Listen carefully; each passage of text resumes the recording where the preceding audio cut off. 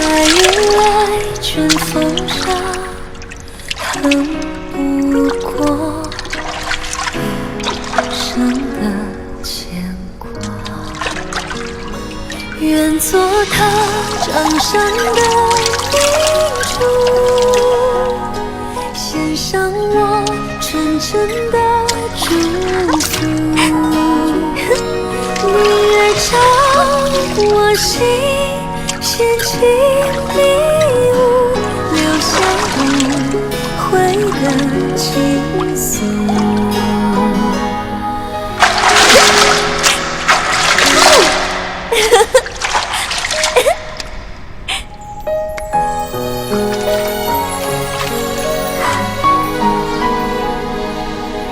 李公公，李公公，我要换的衣裙在哪儿啊？易欢姑娘，侍寝是不能穿任何衣服的。你要是沐浴完了，就请出来，我们为您裹上红绸，然后呢，就抬去皇上的寝宫。不能穿衣服啊？对，就连任何首饰都不能戴。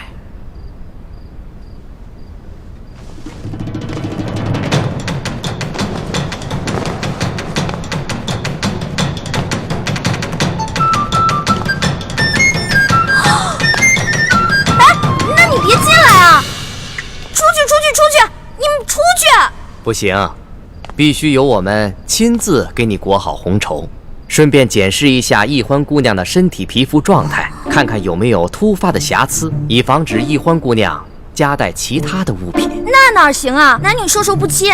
要不这样，你们先出去，等我穿好了叫你们。敬事房太监主要负责皇上和后宫所有嫔妃的房中之事。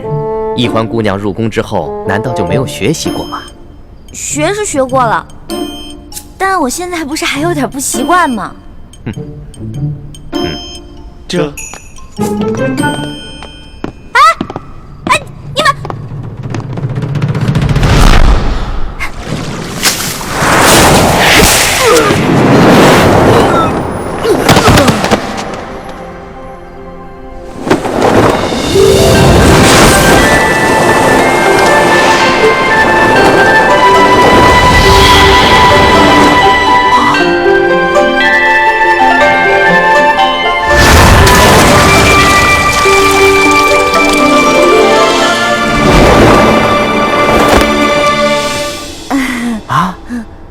易欢小主，你居然会轻功？我爹啊是武将，所以从小呢，我跟他学过一些。哦，公公啊，我也知道这宫里的规矩啊不能破，但是有的时候，咱是不是可以商量一下？我进宫之前呢，我爹给我留了许多提起钱，明天我好好重谢三位公公，怎么样？好吧，那只此一次啊，下不为例。知道了。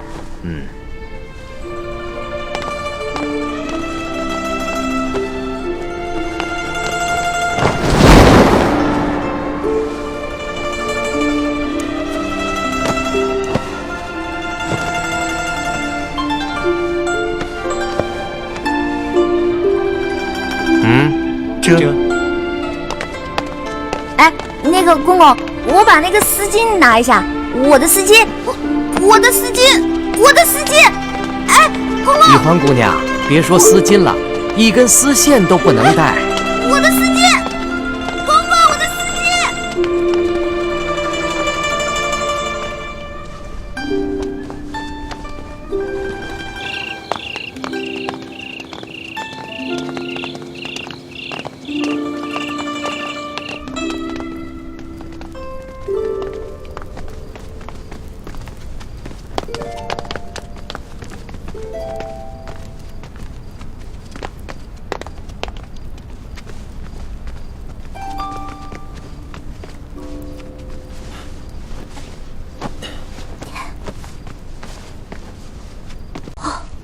易欢姑娘啊，一会儿皇上可就来临幸你了，可千万不要忘了之前学过的规矩哦，好好的侍奉皇上。好，挂帘子。这。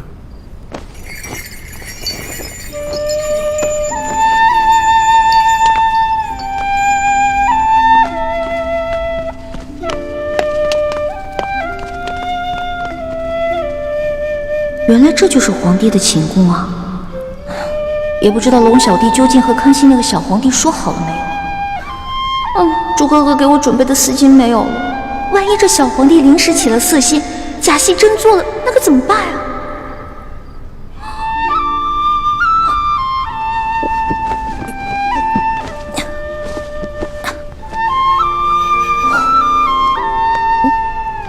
完了完了，猪哥哥要是看到我穿成这个样子，肯定会气个半死。要不趁这个小皇帝还没来，我赶紧溜了吧。万一那个小皇帝怒了要砍我的脑袋，那龙小弟肯定会帮我求情啊。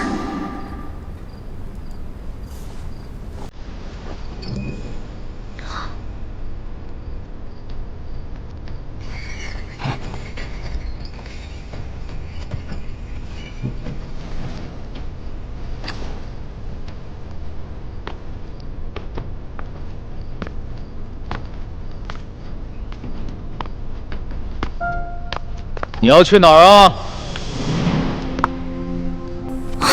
你谁啊？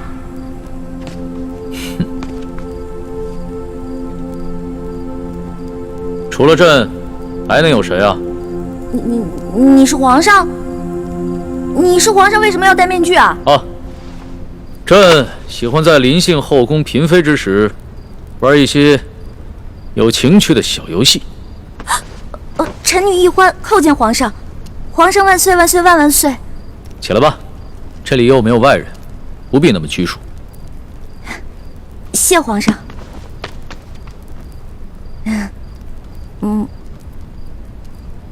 皇上，原来您这么和气啊！我一直……不，说错了，臣女是臣女。没关系，这里没有外人，朕允许你自称我，这样说起话来才更自在。对了，你刚刚要去哪儿啊？我刚刚觉得这屋太黑了，我打算出去找几盏灯，拿回来点一下。朕在就寝的时候啊，喜欢光线暗一些。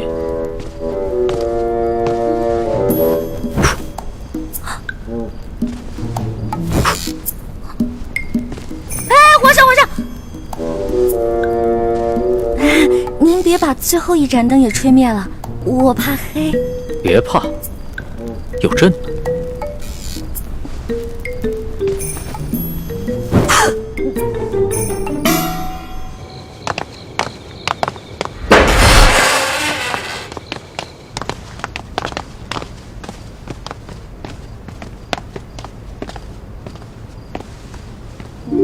微臣李建清叩见厉贵人。李太医免礼。谢厉贵人。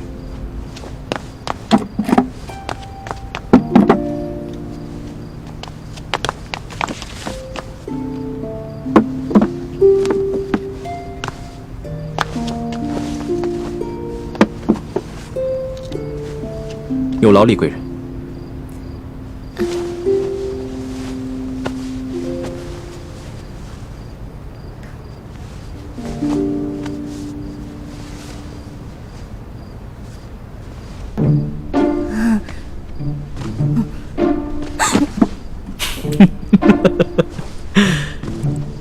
你看起来好像在发抖啊，很怕朕啊？我没有，我只是觉得这屋子比较冷而已。哦，你穿的这么少啊，难怪会冷。要不然这样，你到朕的龙床上躺一会儿，盖着被子暖暖身子。让我上床，这小皇帝果然没安好心。我突然不冷了。那就让朕抱抱你，替你暖暖身子。你果然很怕朕啊！可是朕听龙三说过，你的胆子一向很大，你在他面前提起朕来，那可是从来都不怕的呀。皇上，我不是怕你，我就是怕你离我太近了。咱不是说好了的吗？朕和你说好了什么呀？不是我跟您说好的，是龙三跟你说好的。您忘了，咱们这次只是将计就计，您假装宠幸我，为了博取鳌拜的信任啊。今天晚上的事情是假的，不是真的。朕确实是和龙三定下了这条将计就计之策。只是这漫漫长夜，何苦虚度？咱们也不必演戏了，就让朕真的信了你。再说了，这全天下又有哪一个女子不想做朕的女人呢？皇上，这天下女子也不尽是贪图荣华富贵之辈啊。对大多数女人来说，她们与其与这个后宫佳丽3000争宠，不如找到一个白头偕老、心心相印的有情人。那唐代鱼玄机就说过呀：“易得无价宝，难得有情郎。”朕自13岁大婚以来，还从未有人跟朕说过这样的话。皇上，您生气了？你不会砍我头吧？你当朕是杀人狂魔吗？动不动就随便砍别人的头。你这句话非但没有激怒朕，反倒更加激起了朕的兴致。我看咱们也不必苦苦做戏了，就让朕真的信了你。待共度良宵之后，朕便封你做贵人。皇上，你觉得如何？皇上，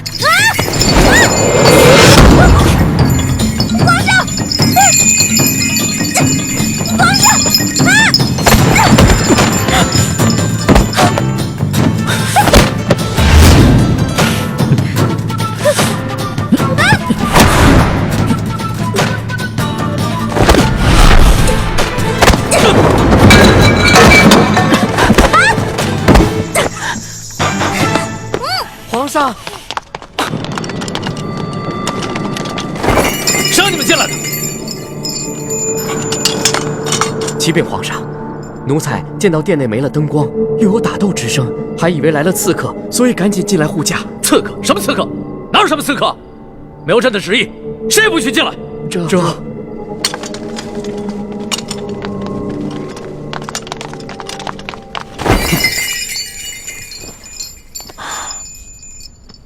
好了，别再动手了。再动手的话，真把你当刺客，你这颗脑袋就真的搬家了。你哭什么呀？皇上欺负人！朕怎么就欺负你了？是你先对朕出的手啊！这还是第一次有人敢在朕的龙床上对朕大打出手，只怕也是古往今来第一个敢在龙床上对皇帝大打出手的女人吧？皇上强词夺理，明明就说好了还强迫人家不想反抗还不让，反抗打不过人家就吓唬人家，哪有这样的？这有你说的那么不堪吗？好了，别哭了。要是被外边的太监给听见了，不知道的还以为朕欺负你一个弱女子呢。那皇上你离我远点，我就不哭了。你让朕远点，朕就远点，那朕岂不是很没面子？龙小弟，你在哪儿啊？你还说皇上是个正人君子，结果皇上就欺负一个弱女子。来，好了，别哭了。哎，朕不跟你这个小女子一般见识。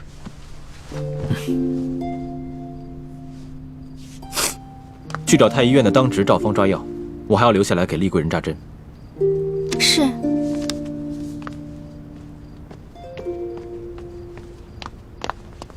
你去烧壶热水，一会儿我要替厉贵人更衣。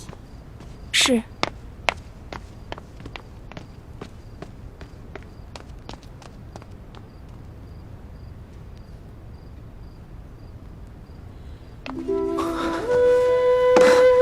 雪师妹，大师兄，太好了，我还以为我再也见不到你了呢。怎么会呢？你们师兄妹好好聊一聊，我在外面替你们把风。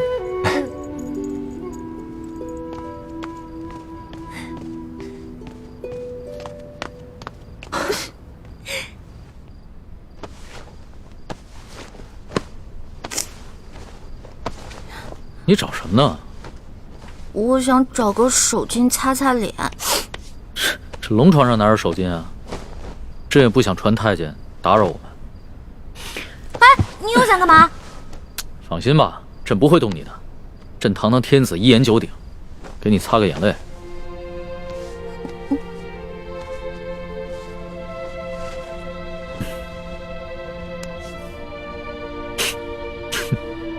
看看你现在这副样子，亏龙三还说你是他的老大。哎，他是现在看到你哭得跟鼻涕虫似的，还不笑话死你？其实我在龙三面前好多都是吹牛的，我没有他说的那么勇敢，我也没有多少江湖阅历，我也从来没被哪个登徒子轻薄过，何况是被全天下最有权势的轻薄过，我能不害怕吗？朕听出来了，你是拐着弯儿骂朕是个好色轻薄的登徒子是吧？臣女不敢，臣女没这么说。皇上，臣女能不能请求皇上一件事儿啊？说来听听。您能不能别把今天晚上的事儿告诉我龙小弟啊？如果你告诉他的话，以后我就没脸在他面前充老大了。哎呀，朕又不是长舌妇，不会告诉他的。哎，不过朕保全了你在结拜兄弟面前的形象，你要怎么答谢朕呢？皇上，您可是全天下最有权势的人，也是最有钱的财主，您就为这么点的小事儿勒索我一个身无分文、身无寸缕的小女子啊！又是朕的不是啊！你怎么说来说去都是朕的不是啊？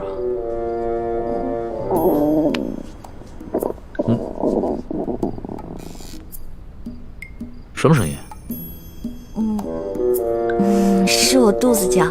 我今天晚上实在太紧张了，所以没有吃晚饭，现在特别饿。朕想起来了，你最大的爱好就是吃。龙三跟朕说过，你现在在替朕办差，朕也不能让你饿着肚子。说吧，想吃什么？谢皇上，我想吃烤鸭、炸虾丸子、蒸乳酪，还有黄焖小羊排，还有素八碟、珍珠翡翠羹、水晶包子、豌豆黄，再加一壶桂花酿。哎，皇上，你怎么知道我喜欢吃什么呀？这个是龙三跟朕说的。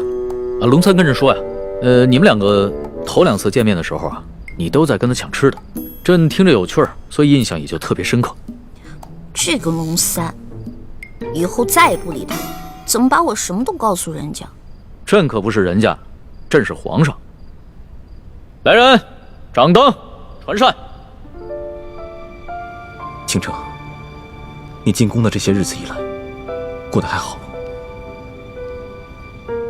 我不得不离开你们这些亲人朋友，来到这个活死人墓一样的紫禁城，和成百上千的女人争奇斗艳，来取悦我们最大的敌人。你说我能过得好吗？对不起，倾城，要你冒名顶替舒婉欣进宫的方案，我本来是不同意的。可这是6位师父一致的决定，我也无力反对。大师兄，你不必自责。就算你反对，我也会主动要求进宫的。毕竟我们这些在明珠谷长大的孩子，没有一个人能为自己活着。就连单纯任性的小师妹，不也阴差阳错地进了宫吗？是我太无能了，还要让你们几个女孩子冒这样的风险，忍受这样的侮辱。今晚，一欢也要被召去侍寝了，也不知道现在怎么样了。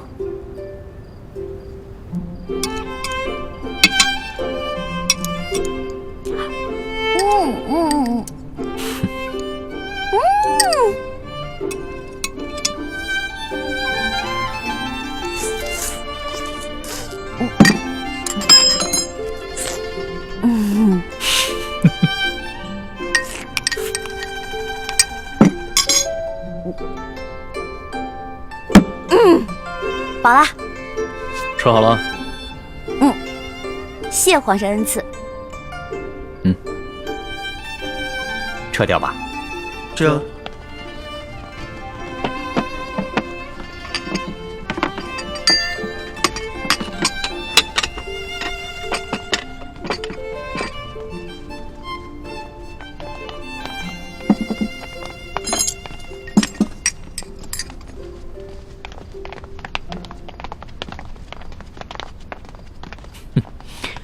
看你吃东西啊，还真是有趣儿。你一个女孩居然能吃得这么香，你这小小的肚子里到底是怎么装得下这么多东西的呀？要论得上吃啊，这朕的整个后宫，无人及得上你。哎呀，那是他们装的。因为您是皇上嘛，他们在军前得注意自己的礼仪，所以要压制自己的食欲嘛。孔圣人也说过呀，人生3大乐趣，食、色、性也。所以呢，这个美食是人生最大的乐趣之一。说得对。食色是人之本性，现在食之乐趣你已经享受过了，要不要再享受一下色之乐趣啊？看来这个色狼皇帝还真是狼心不死啊！哎呀，要是猪哥哥给我的丝巾在就好了，让我骗他闻一闻，就能让他乖乖睡着。哎呀，这一夜良宵还剩一半啊！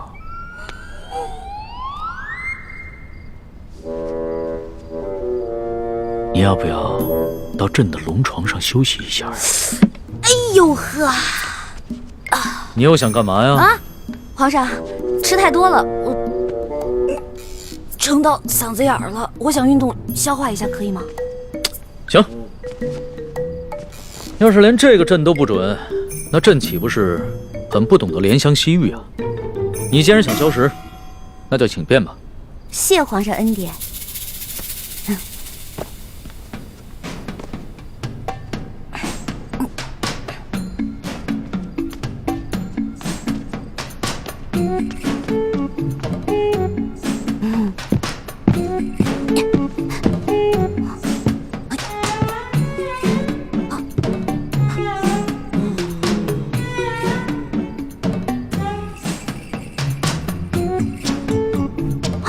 这个色狼皇帝还真是耐心啊！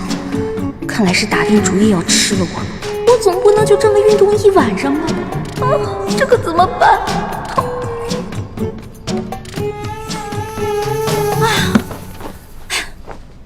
累死我了！你累了那要不要到朕的龙床上休息一下？哎呦，皇上，我可能吃坏肚子了，我肚子特别疼，刚才吃了好多杂七杂八的，特别疼。现在你肚子疼啊？那要不要朕传个太医给你瞧瞧？那不必了，我只要回自己的房间睡一会儿就行了。既然你都要躺在床上休息，那为什么要回到自己的房间休息呢？朕的龙床一样可以休息啊。我这可不一样啊！我肚子疼，我可能会拉肚子。我在您这儿拉肚子不合适，是不是？我得保持在您面前的仪态，所以还是让我回去吧。你要是真吃坏了肚子想方便，那朕的寝宫里面也有金泥桶，你用吗？我方便在您这儿？哎，不合适，皇上，您可饶了臣女吧。人食五谷生百病，吃喝拉撒那都是正常的事情。要是连这个朕都接受不了，岂不是有违人伦？哎，你别紧张，要是真吃坏了肚子，你就在朕这儿方便，朕不介意。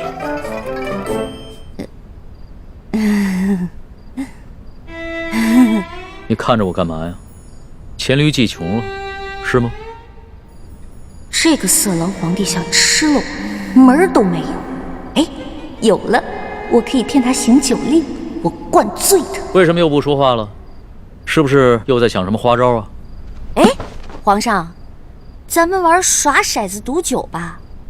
这样，咱们赌，如果你赢了，我就听您的上龙床；但如果你输了，您就让李公公送我回去。怎么样，敢不敢赌啊？这倒是挺有趣的，还从来没有人敢跟朕耍骰子赌酒的。好，朕就依你。来人，上一壶酒，再加2副骰盅。哎，等一下，上1坛酒。皇上要喝酒，咱们就喝大的，杯算什么呀？咱们用碗喝怎么样？好，那朕就看一看你的酒量到底有多好。什么？对啊，我以前被召去侍寝，都是这样的程序。这是清宫特有的规矩，任何侍寝的女人都不能幸免。那一欢，现在岂不是很危险？大师兄，你先别担心，小师妹机智聪明，她自有办法应对。易欢虽然有些小聪明，可她毕竟年少单纯，又毫无应付男女之事的经验，而且这是在宫里，她要面对的不是普通的男人，而是掌握天下生杀大权的皇帝。大师兄，你身份特殊，千万别冲动啊！不行，不能在这里坐以待毙，我要想办法去离乾清宫最近的地方，万一出什么意外的话，我好及时出手相救。如果事情真的到了那一步，那我和师父只好放弃潜伏的任务，大家一起杀出紫禁城。不行，不到万不得已，你们千万不能暴露身份，否则我们就前功尽弃了。你跟六师父最重要的任务，就是潜伏在紫禁城里，找到关系到大业成败的铜匣，还有金钥匙。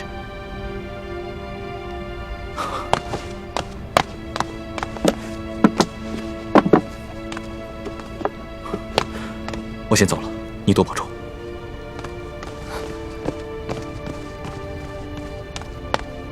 大师兄，为了易欢的清白，你可以不顾生死，而我呢？我在这里以身试敌，你对我就只有歉疚吗？皇上不好意思啊，您输了，喝酒，喝。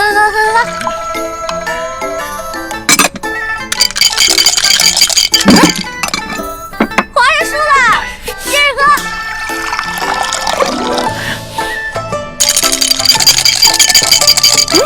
又输了，来，我给您满上。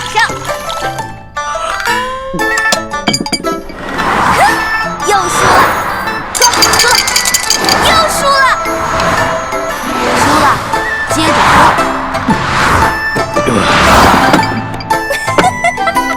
皇上，您又输了，喝吧，喝。怎么老是朕输啊？本姑娘从小玩骰子就赢遍全明珠谷无对手，你这个第一次玩骰子的笨皇帝不输才怪呢。哎呀，皇上，您啊真是海量，而且您酒品好啊，每次赌完了以后吧，您都不赖酒，都喝，是不是？笑话，真是天死，怎么会赖账？快喝吧。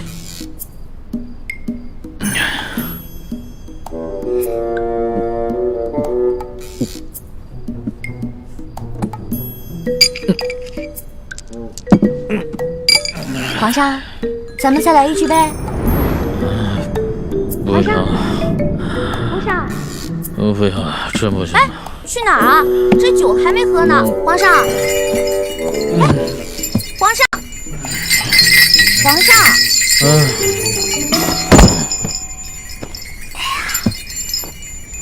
让我看看皇帝长什么样。让我看一眼。易欢姑娘，李公公，皇上已经安寝了。易欢姑娘，请回吧。可是我还想再待一会儿。皇上已经安寝了，易欢姑娘还是回去吧。可我还没看见皇上长什么样呢。哎，这就扛走了就。哎呀，再让我看一眼呗。哎呀，可是我还没看见皇上长什么样呢。哎呀，这么小气呢，小气。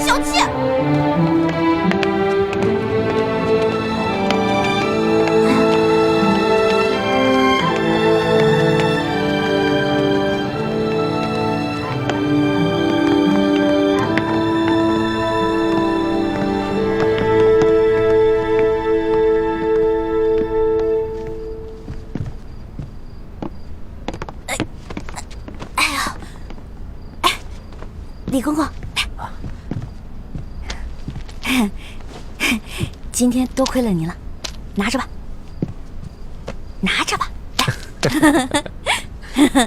易欢姑娘，你可真是大方啊！今天我看皇上对待易欢姑娘，比封了正位的娘娘还要特殊。易欢姑娘日后一定能够飞黄腾达。多谢李公公了。这假如以后皇上再传我侍寝的话，还得有劳李公公多多照顾。小小诚意啊！等我以后飞黄腾达了，少不了你的好处。好说，好说。一欢姑娘，这时候也不早了，快歇着吧。好嘞，好嘞，我走了。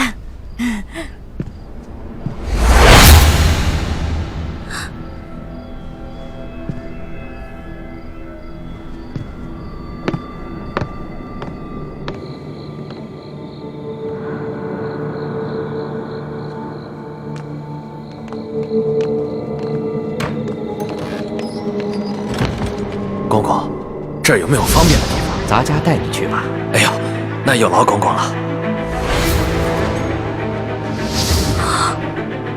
原来这个李公公就是鳌拜埋伏在皇上身边的内线，那他肯定早就得到了鳌拜的指示，所以才会不动声色的关照我。别怕，是。你怎么穿成这样？朱哥哥，你怎么来了？那康熙有没有碰你？我刚才去见了倾城才知道，原来这宫中给皇帝侍寝，居然要脱光，再由太监用红绸裹着送到龙床上。你没事吧？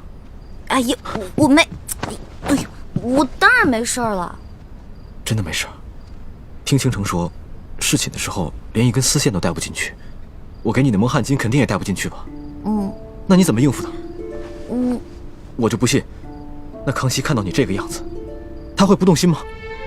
他刚开始是有点动心，对我有点动手动脚的。不过我后来跟他提龙三了，我说我们这是假戏，不能真做。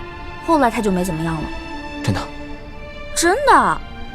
朱哥哥，你要是再怀疑我的话，那我可生气了。对不起，欢梅，是我错了，我相信你就是了。这次是我太大意了。如果那康熙再找你侍寝，我得赶紧想一个法子，确保万无一失。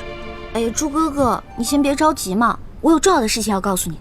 我才发现，原来这个李公公就是跟鳌拜勾结的内奸，怪不得李公公今天这么照顾我呢，肯定是鳌拜提前跟他打过招呼了。原来李公公就是鳌拜埋在康熙身边的棋子，此事万万不能让康熙知道。为什么呀？如果我们跟龙三说了，让他汇报给康熙，不光龙三能立功，还能得到好多奖赏。我们可以拿着这些钱去买好多东西，分给谷里的兄弟姐妹啊。欢妹，你又犯傻了。我们这次来紫禁城，可不是来敛财的，我们的目的是要挑起康熙跟鳌拜的内斗。你想啊，如果我们帮康熙除掉了鳌拜埋在他身边的一条蛇，这对于我们来说能有什么好处？对，你说的对，那我明白了。哎，叶哥哥跟樊姐姐怎么样了？刚刚得到他们的消息，他们已经跟踪到了吴应奇的车队，正在想办法下手。我们在宫里的计划还挺顺利的，希望叶哥哥跟樊姐姐能顺利的找到1号金钥匙，这样我们就可以早日平安的团聚了。我先走了，早点休息。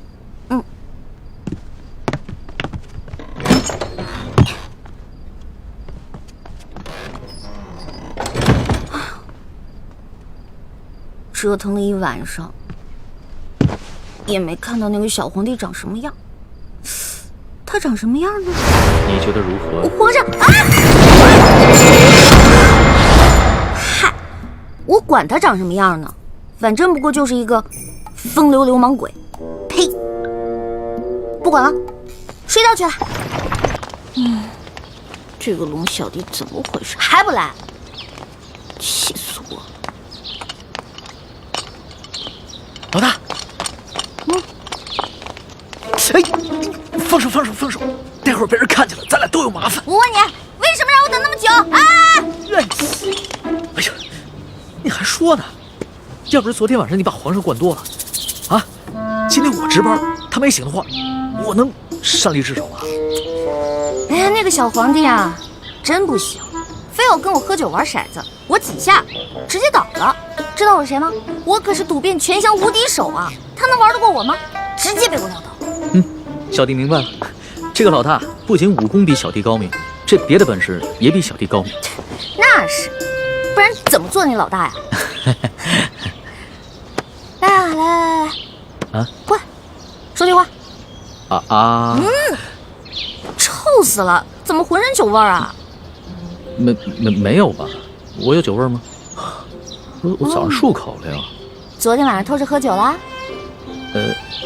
对啊，我跟我几个好兄弟在喝酒，又在拼骰子，输了不少钱呢。我输了多少啊？反正啊，这大半年的俸禄是没了。老大，你可得帮帮我。放心，我是你老大，你是我小弟，你的事儿就是我的事儿。回头老大教你几招，保准你把钱全都赢回来，怎么样？真的？那当然。老大，你是不是所有赌术都会啊？也不是啦，毕竟老大也是个小姑娘嘛，小姑娘家家的，又不能经常往赌场里跑，是不是？是，老大还是个淑女嘛。差不多吧。昨晚你回了储秀宫以后，皇上把我给召了过去，把你跟他说的话都跟我说了。我从一开始就喜欢上他了。皇上，如果您要硬抢的话，那我只好为了龙三守节一死了。所以，老大，你跟皇上说的都是真的，对吧？我是怕皇上假戏真做，所以我才骗了他。龙小弟，你千万别误会啊！你只是骗皇上？是啊，你想，如果我不把你拿出来当挡箭牌，那皇上肯定会吃了我呀。那你对我？我对你，我们当然是好兄弟了。你是我小弟，我是你老大嘛。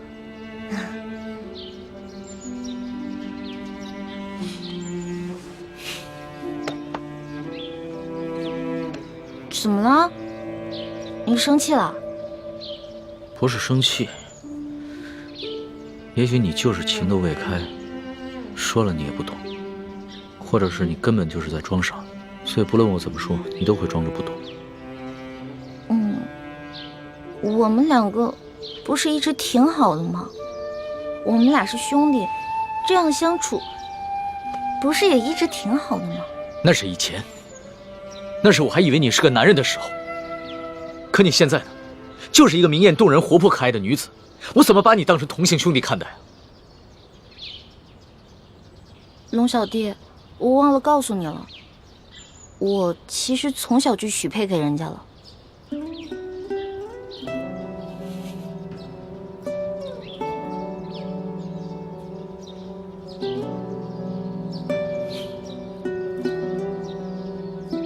所以你很爱那个人是吗？为了他，你连皇上的临幸也不要，对我更是不屑一顾。也不是啦，我们两个从小就定下来的亲事，我跟他从小青梅竹马，他呢对我特别好，我也挺喜欢他的，但是我不知道我对他的喜欢是不是你们说的那种男女之情。我看得出来，你现在说的是真的。那是不是不论如何，不管你待他的情感怎么样，你最终都会嫁给他？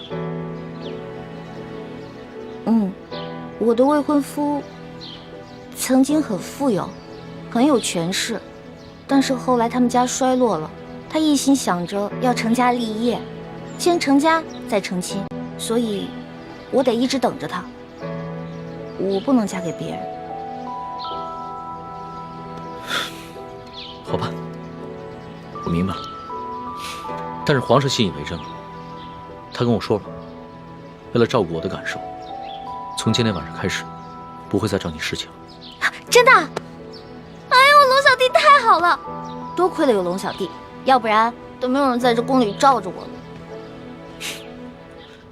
所以在你心里，对我这个龙小弟的印象，至少比皇上好了很多，是吧？那当然了，咱们两个属于一见如故。这要是皇上跟我拜把子呀，我才不跟他拜呢。皇上怎么可能跟你拜把子呢？皇上他是一国之君，不可能跟你拜把子的，更不会有福同享，有难同当。也是，其实皇上挺可怜的。你说皇上可怜？对啊，我还是第一次听见有人这么说。他是皇上，一国之君，可是呢，没有人会把他当成真心的朋友的，也没有一个女孩会真心的喜欢他。但是你不一样啊，你虽然不是皇上，可是你身边一定会有很多真心的朋友，也会有很多女孩真心喜欢你的。也许是吧。封秀女易欢姑娘为答应，入住永和宫。谢皇上恩典。都起来吧。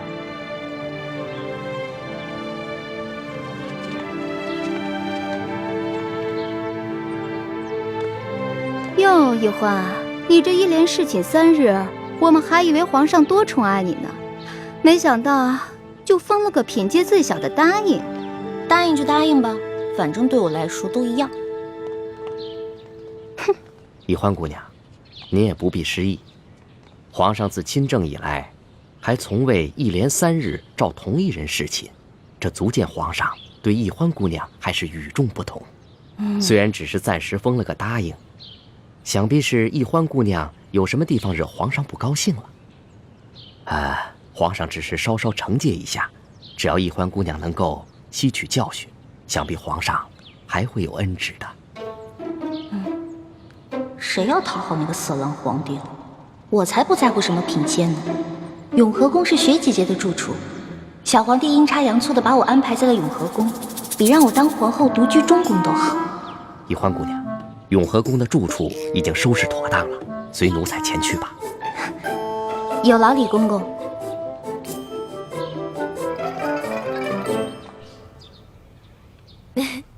真想不到，皇上正巧把你安排在永和宫，这下咱们姐妹俩可以日夜相伴，互相照应了。就是啊，我本来特别讨厌那个小皇帝，结果他这么安排吧，我现在都不讨厌他了。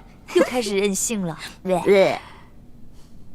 六师傅，反正现在人都出去了，你赶紧做吧，哪有徒弟坐着，师傅站着的道理啊？欢儿，这是在紫禁城里，不是在咱们明珠谷，这里可没有什么师傅徒儿，这里啊，只有这厉贵人、欢答应和雪嬷嬷。只要记着这一点，你的言行才不会露出破绽。记住，要尽快适应这宫中的生活，谨言慎行，一切以完成任务为重。徒儿记住了。看你还在自称是徒儿，这要是被宫外人看见，宫里人知道了，你会惹出大麻烦的。哎呀，嬷嬷放心，欢答应啊，只是还没有适应她的新身份，我会慢慢教导她的。谢谢厉贵人啊。哎，说真格的，这清宫规矩要正3品以上才有资格做一宫之主，入住正殿。眼下我还只是个正7品的贵人，所以只能住嫔殿。不过啊，好在这个永和宫就只有我一个小主，省去了和其他嫔妃混住的许多麻烦，这也算是皇上对你我的优待了。不过徐姐姐，都说伴君如伴虎，你在宫里陪着皇上，是不是特别辛苦啊？为了光复大明的大业，再辛苦也不值一提。哎，站住！看你这身打扮，你应该是个答应啊，怎么这么不懂规矩，跑到这御书房来了？哎，你怎么这么眼熟啊？啊，我想起你来了，原来你也是侍卫，在御书房当差啊。龙三呢？我要见龙三。你是？你忘了我了？大概3个月前吧，当时刑部正押着一群要犯，去菜市口斩首，咱们碰到了。当时你跟龙三在一起，想起来了吗？哎，小孩儿！哎，干嘛呢你啊？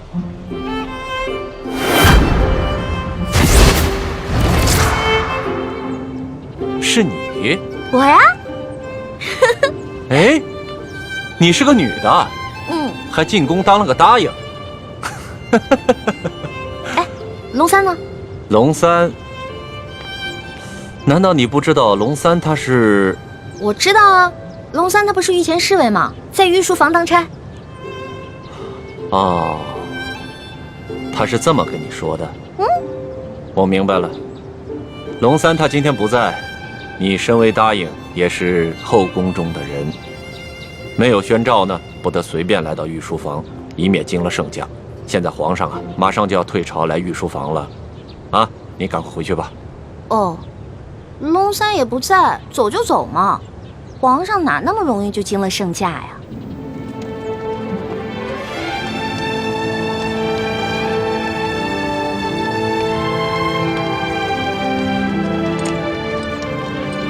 哎呦，皇上来了！快快快！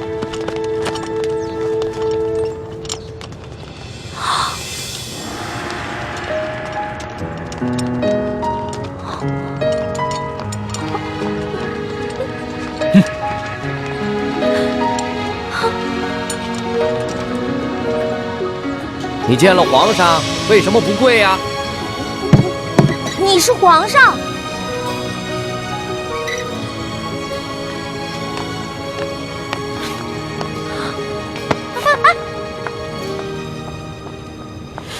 哎，李公公，这个小答应他可是……嘘，这皇家的事啊，别问，也别管。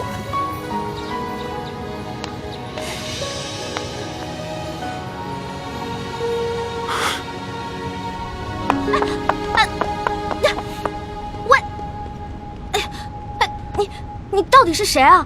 你是皇上还是龙三啊？嘘，我不是皇上，我是龙三。那外面的人为什么称呼你为皇上，还给你跪下了？我真的不是皇上，我只是长相和声音都酷似皇上，所以啊，被皇上选做替身了。你是皇上的替身？对呀，我只是皇上的替身。我们这大清啊，虽说入关数十余年，可是根基还未稳，这皇上又还年少，刚刚亲政不久。不管是那些潜明余孽，还是那些妄想谋朝篡位的权臣，都有暗杀皇上的企图。就拿这个鳌拜来说，连顾命大臣苏克萨哈都敢杀，还勾结内侍给皇上下毒。所以啊，皇上时常让我扮成他的样子。我就说嘛，你吓死我了！你怎么可能是皇上呢？你要是皇上的话，怎么可能半夜三更的去御膳房偷东西呢？还跟我结拜兄弟了，是不是？对对对。所以皇上3日侍寝不肯让我看他的样子，一直戴着面具，就是怕我发现，是不是？对呀。所以你现在知道了，为什么你在宫里面打听不到侍卫龙三这个人？因为我不是普通的侍卫，我不站班儿，我只是在必要的时候出来替皇上一下。那也就是说，你是皇上的替身，那也就得替皇上挨刀子了。我身为臣子，当然要效命于皇上了。再说，皇上待我不薄，我也是心甘情愿替他卖命。龙小弟，你太可怜了。你说你当皇上的替身，皇上对你好，说白了就是让你去给他卖命。哼，从古至今，所有的皇帝都一个样，自私自利，全都是冷血无耻之徒。老大，你就别当我的面说皇上的不好了，你这不是为难小弟吗？哎，你今儿怎么想起跑这御书房来找我了？还说呢，几天都不理我。我有重要的事情要告诉你。重要的事情？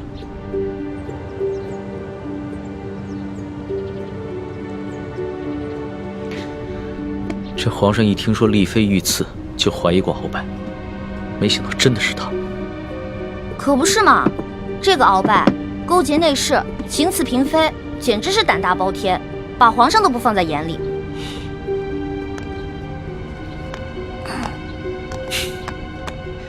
老大，你是不知道啊，这鳌拜把持朝政多年，这朝廷上下、宫中内外全都是他的势力。皇上暗中派人查探了几天，也没有抓住他半点把柄。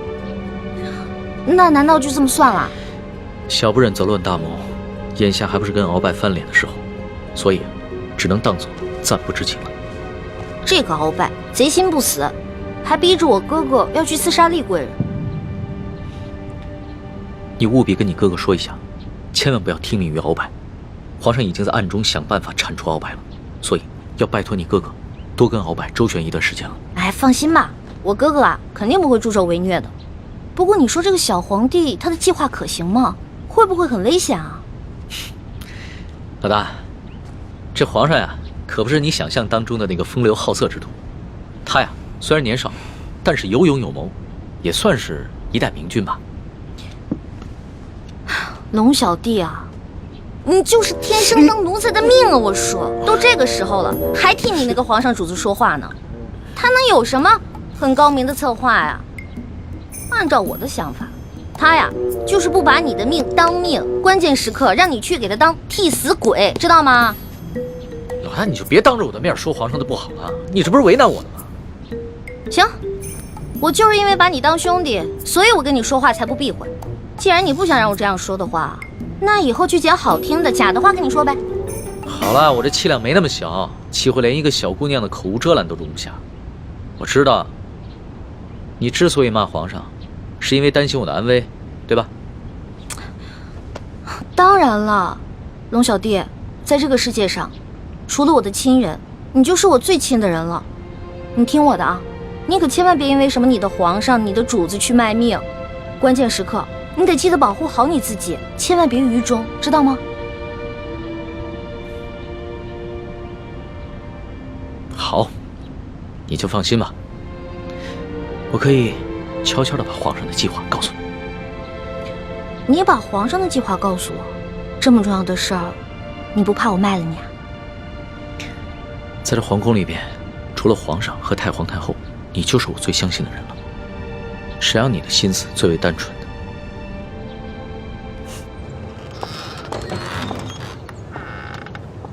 李德福，送欢答应回永和宫。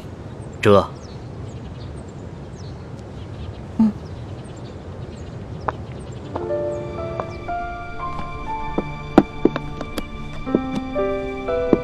没想到，康熙如此谨慎，在宫里竟然备下了自己的替身。在我们入宫计划方案中，第一步是拿到铜匣，第二步就是刺杀康熙。我们一定要周密计划，务必要分清楚谁是替身，谁是真正的康熙，确保一击成功。这就需要小师妹多想想办法了，查清楚龙三的行踪，什么时候会去假扮康熙，又如何区分二人的差别？其实也没什么可难的，至少在临幸后宫嫔妃的康熙，不可能是替身。到时候拿到了铜匣，他再召你侍寝，我们就有机会了。六师傅，此计虽然可以暗杀成功，但忽略了倾城师妹的安危，恐非上策。有大师兄的担心，再危险也值得了。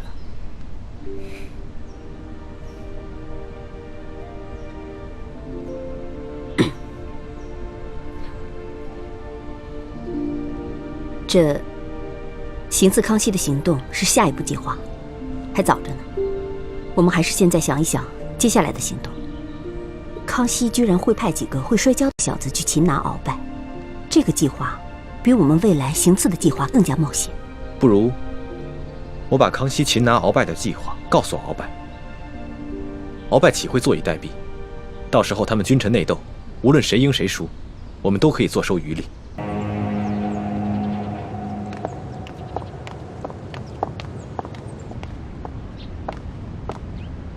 皇上，欢答应到了。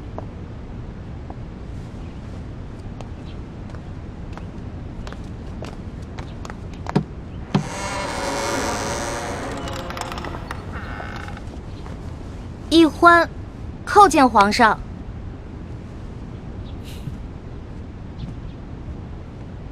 平身吧。谢皇上。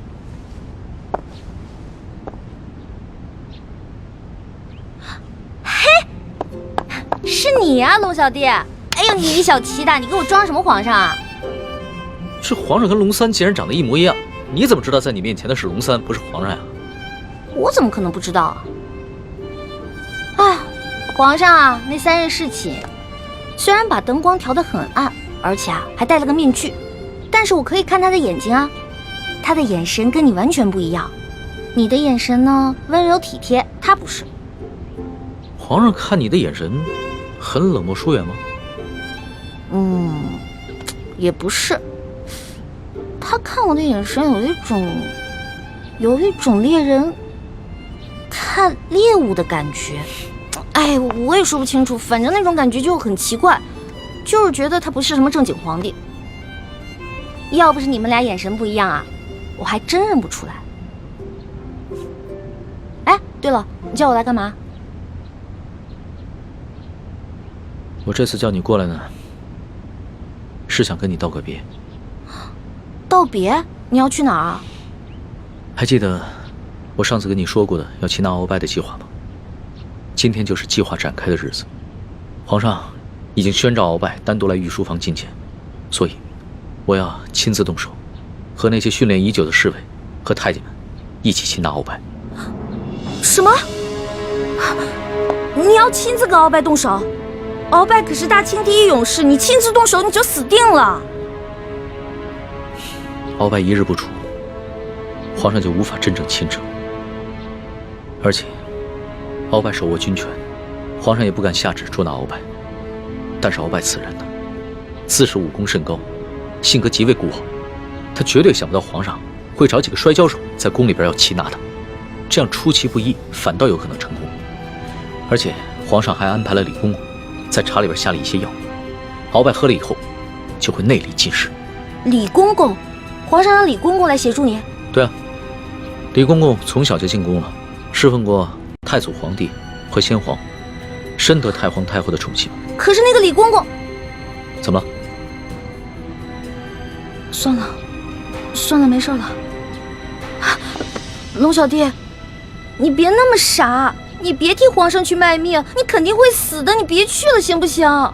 所以啊，特意让你过来，跟你道个别。毕竟我活到这么大，你是跟我关系最特殊的人。这一世，我可能只能做你的龙小弟，是你的结拜兄弟。可是来世，我希望做你的青梅竹马。老大，你怎么哭了？我们两个是结拜兄弟，说好有福同享，有难同当的。你要是去送死了，就凭我这三脚猫的功夫，根本救不了你。那如果你死了，那我也得去死啊！我还不想死呢，我还有很多美食没有吃呢，我还有很多心愿没有完成呢。那你就别陪我去死了，让我自己一个人死就好了。反正我在九泉之下也不会怪你，顶多变成厉鬼来缠着你。呸！你明知道人家心里特别着急，你还说这样的话。老大，好了，别哭了，啊！这个计划，它又不一定会失败，也许就成功了呢。道完别了，你先回永和宫，等消息吧。龙小弟，只能这样了吗？没有什么更改的可能了吗？只有过了这一关，皇上才是一条龙，要不然的话，他只是一条虫。那你等我一下。你要干嘛？哎，不许进来啊！我没让你进来，你不许进来。哎，不许进来。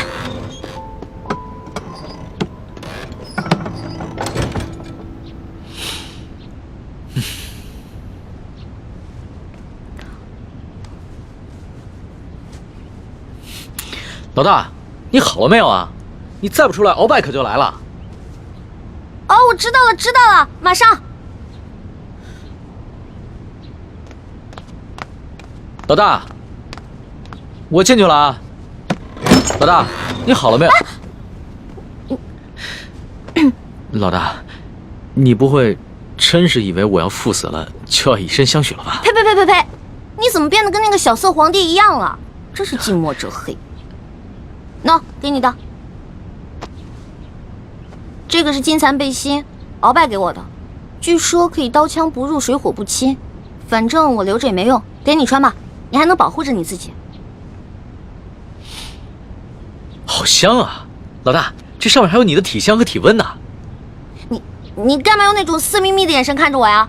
你这样很猥琐，知道吗？你赶紧穿上吧，这之前我贴身穿的，反正我用不上，你穿上以后还可以护住你的要害呢。既然是你穿过的衣服，那我当然要穿了，要不然你替我穿。你这说的什么鬼话呀？我不想理你了。哎，老大，哎，老大，我是你老大，你是我小弟，所以你得听我的，知道吗？不能死。是，遵命。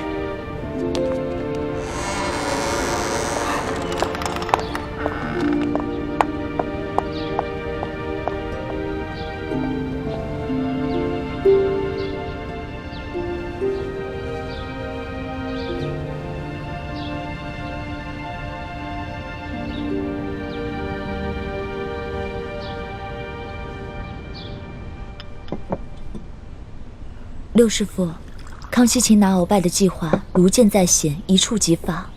依您看，结果会如何？这很难说呀。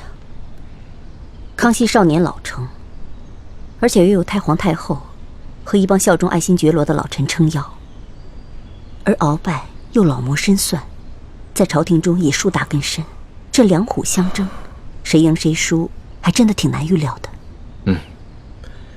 不管是谁赢谁输，对于咱们整个联盟来说，都是有利无弊。咱们不妨坐山观虎斗。薛姐姐，一欢，怎么了？薛姐姐，六师傅，快点去救人！出什么事了？你要救谁啊？救龙三。龙三怎么了？今天康熙要在御书房擒拿鳌拜，但他自己不敢去，却让龙三扮成他的样子，带那些小侍卫、小太监去抓鳌拜。而且他还让李公公在鳌拜喝茶的水里放药。可是李公公是鳌拜的人啊，他肯定把这些计划都告诉鳌拜了。环妹，你犯糊涂了吧？就让康熙跟鳌拜去内斗好了，你急什么？如果真的是康熙的话，我不可能着急。可是去的是我的兄弟龙三啊，我们是拜过把子的兄弟，如果他死了，我怎么办啊？我们有福同享，有难同当的。你和那龙三结拜，本来就是闹着玩的，你还当真了？朱哥哥，你说什么呢？我们是认认真真的结拜，怎么是闹着玩？这龙三平时对我这么好，如果我见死不救的话，那太不像话了。可如果为了救一个龙三，我们几个都出手的话，这样太危险了，我们很容易暴露自己。环妹，你对龙三真的只是结拜之情吗？朱哥哥，现在都什么时候了，你还在胡思乱想？大师兄，小师妹虽然任性顽皮，但是她还是很有是非原则的。她对那个龙三一定只是结拜之情。还是学姐姐了解我，没错，我不想欠人情，我更不想欠人一条命。一欢，你可别忘了你现在的身份，你是大明郡主，是未来大明太子妃。那你现在的什么龙三结拜大哥的身份，跟这个身份比起来，根本就是不值一提。更何况龙三又不是为了你去死，他为的是他的皇帝主子。可是，好，那我们就不去帮助龙三。也就是说，如果龙三败了，康熙也就败了。康熙一旦败了，这个鳌拜就会发动政变，让他自己当皇上。鳌拜这个人生性残暴，如果他当了皇上了，比康熙更难对付。而且那个时候，雪姐姐你怎么办啊？可是我们换个法子，我们协助龙三，帮助了康熙，打败了鳌拜。到那个时候，我们就得到了康熙的绝对信任。到时候你们就有机会进宝库去找铜匣了。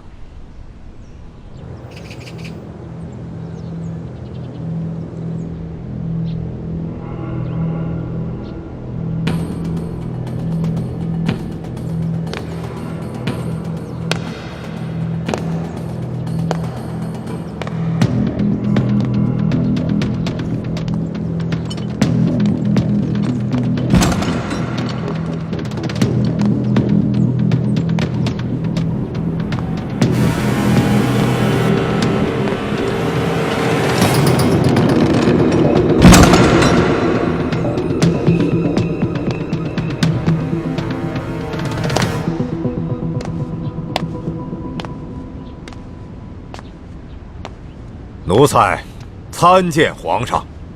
免礼，赐座。谢皇上。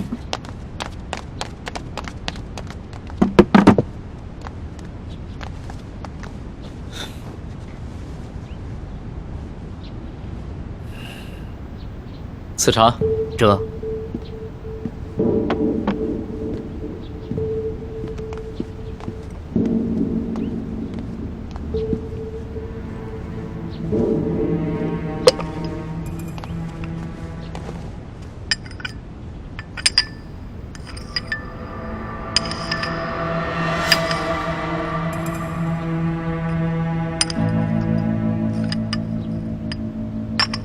老少保，这些茶都是今年新摘的龙井，是昨个浙江巡抚刚刚送进宫的，你不妨多品一品，看看比之安徽的银毫如何。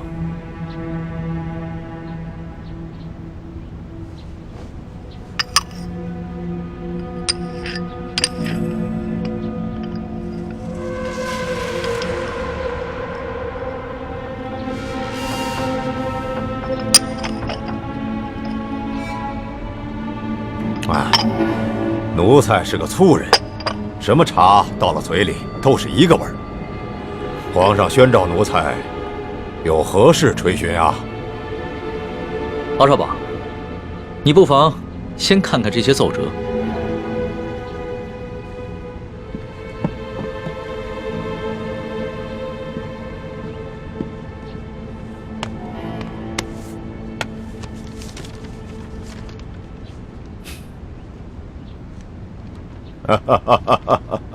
你笑什么？皇上，奴才笑这些要弹劾奴才的大臣们翻来覆去，陈词滥调，哎，也没说换一个新的花样。这上面还有许多奏折，你不妨都看看。不必了，想来左右仍不过是些什么擅权自专了、欺君罔上了、结党营私、诛戮大臣。你说这些，哎，全是些子虚乌有之事。鳌拜，你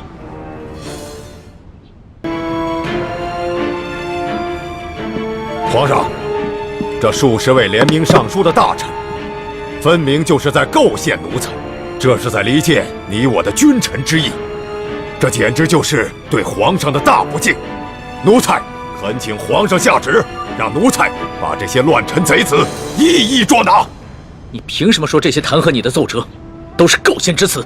皇上，这些要弹劾奴才的奏折，究竟是什么性质？那仅仅是在皇上的一念之间。现在就看皇上是相信要弹劾奴才的这些大臣们，还是要相信奴才了。鳌拜，你当着朕的面撕毁奏折，言语无状，在你的眼里还有朕这个皇上吗？这奴才的性情一向是如此，皇上忘了，皇上经常夸奴才性情憨厚耿直，怎么到了今天就说奴才是言语无状了呢？奴才自辅政以来，哪天没有要弹劾奴才的奏折？皇上和太皇太后一向是看都不看就直接给了奴才，怎么到了今天，皇上就拿这些奏折来斥责奴才了呢？这么看来，不是奴才的眼里没有了皇上，而是皇上的心里根本就没有奴才了。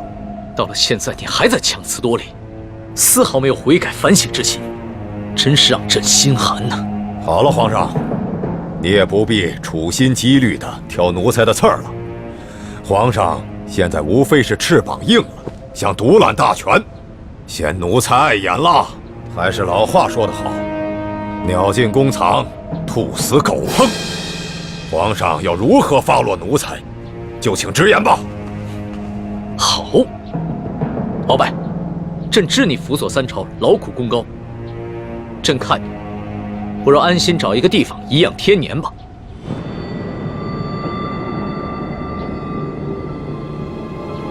皇上真是体恤奴才啊，奴才真是感激涕零啊。但是皇上，你不要忘了，奴才是先皇遗命的辅政大臣，担负着协助皇上处理朝政的职责。现在皇上身边奸臣环伺，奴才尚未清君侧，又如何敢颐养天年呢？鳌拜啊，鳌拜，想不到你还是如此执迷不悟，真是有负先皇深恩，枉费朕的一片苦心。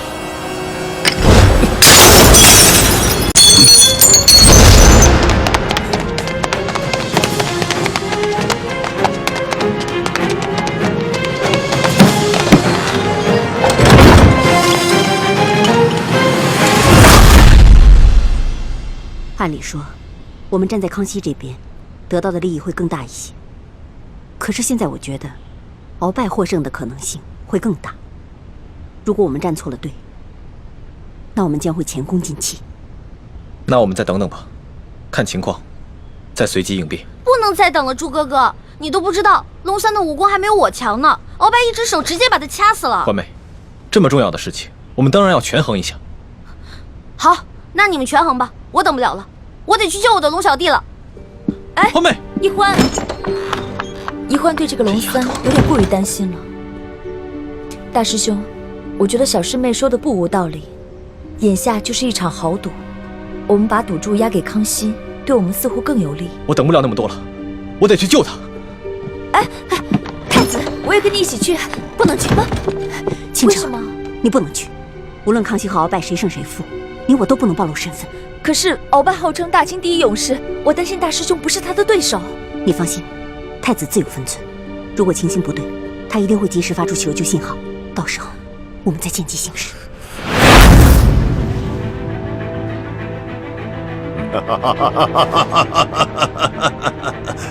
玄烨呀，玄烨，没想到你如此小瞧我鳌拜，像你这般狂妄无知，又怎守得住我大清的江山呢？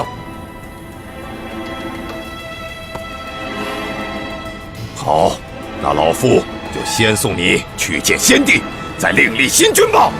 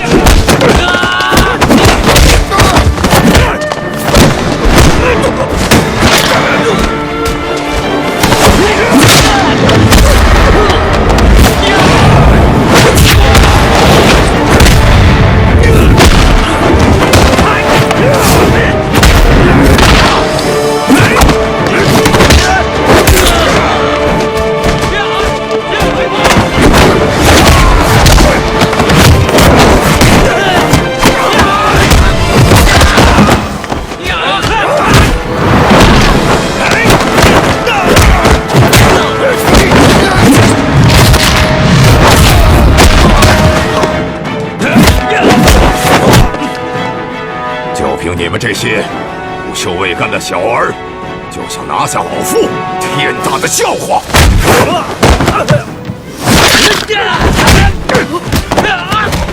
李德福，这让你准备的东西你备好了吗？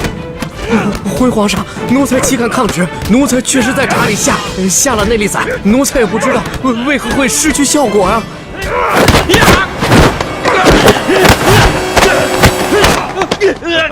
玄烨，老夫早就知道你要对老夫下手，还能不事先做些准备吗？